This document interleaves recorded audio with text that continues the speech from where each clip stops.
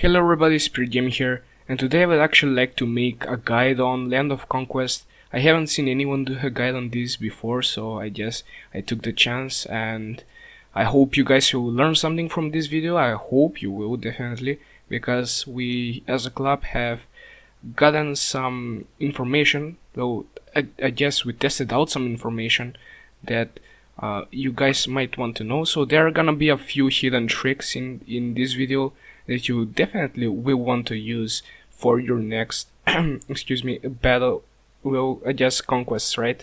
Land of Conquest fights. So first of all, right now I will show you on the screen what I'm seeing right now, which is the battlefield selection that appears 10 minutes before you start your match. Okay, so 10 minutes before 9, so 8:50, you would get this screen pop-up on your screen, I guess, right? And this really doesn't matter. This is basically meant to see how, for your club mates or for your club leaders, to see how many players of you will actually join the fight. You don't really have to enter any battlefield right now, it doesn't matter. This is basically just a preview of how many members you will actually have. So this part is not very important, but you will actually see the same screen when when 9 p.m. hits. Okay, so this is gonna be the same screen, and let me tell you what, we tested this out and it actually works very well. You want to send around 5 players maximum on each battlefield and keep all of your other members, or just keep your top members out of the battlefields before the start. Okay, so even when you press on the battlefield, enter the battlefield, keep in mind your top players from your club, you want them to not enter any battlefields. So first you need to assign like 5 team leaders that will actually share the information with the whole club. Okay, and that information will be how many enemy numbers are gonna be on each battlefield, because you can actually see the enemy numbers even if you are their enemy. Okay, so you want to share that information, and then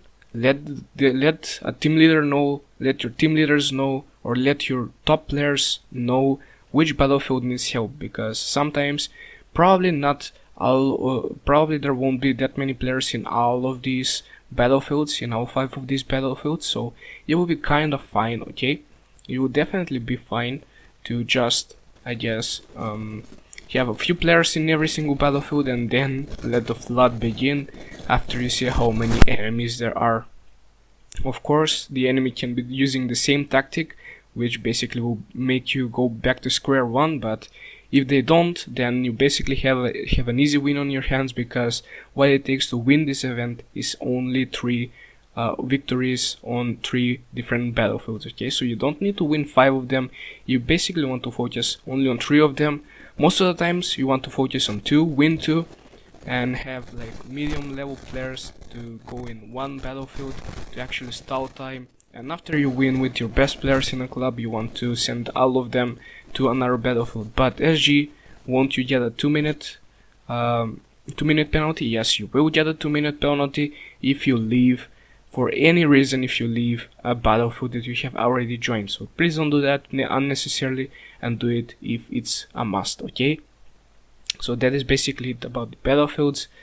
Now when you enter the battlefield, you will see this map that I will edit on the screen. This is basically the battlefield teleport. Before you join, when you join, you won't basically see this.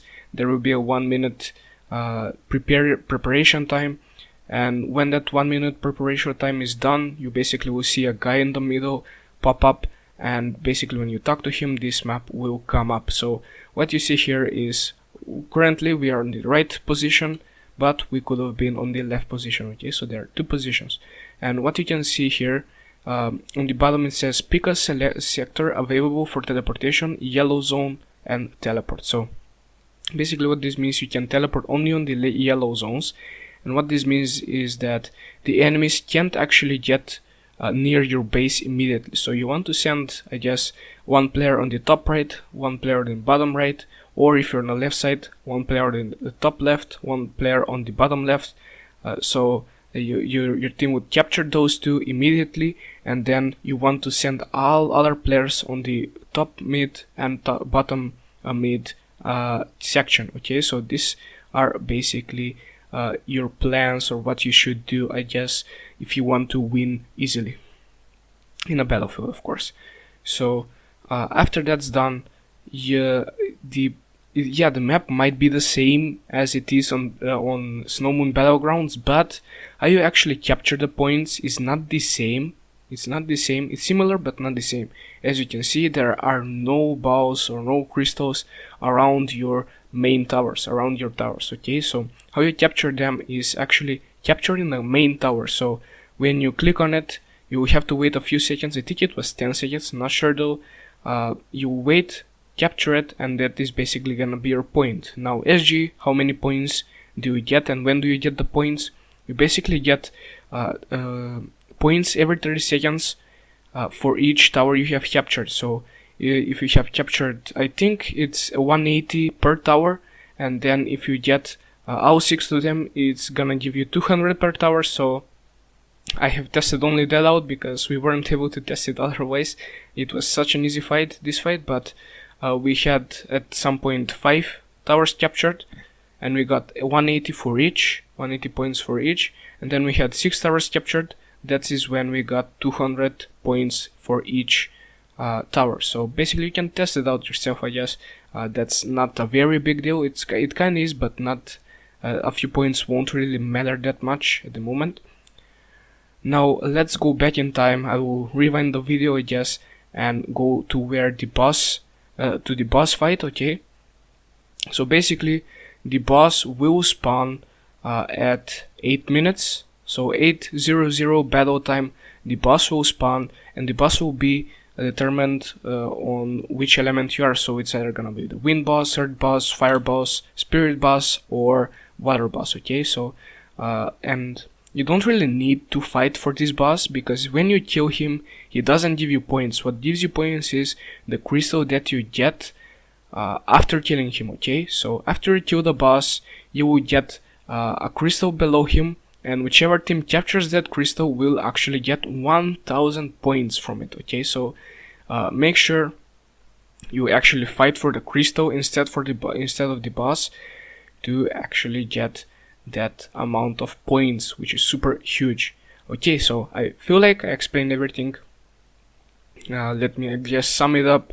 So you want to place the lower level you will want to tell the lower level players, so the lower rated players, to enter the battlefield first.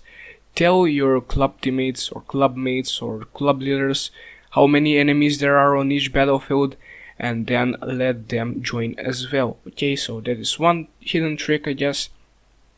Then you must know that there is gonna be a 2-minute penalty if you leave or for any reason a battlefield. There is gonna be a 2-minute penalty to change to another one. So don't do that unnecessarily, and do it if it's a must. Okay, so yeah, that is basically it, guys. I hope you enjoyed this video. Like the video if you liked it. Subscribe for more daily Russia content, and press the bell button, because Fighter will come out tomorrow together with the housing system. At least I hope it will, and I will probably be streaming the whole day. So come and hang out, guys, and let's test out the Fighter, and let's see what the housing system has in store for us. So okay, guys, thank you all so much for watching. As I said, press that notification button to know when I'm gonna be streaming tomorrow, and yeah, thank you all so much for watching, and bye bye.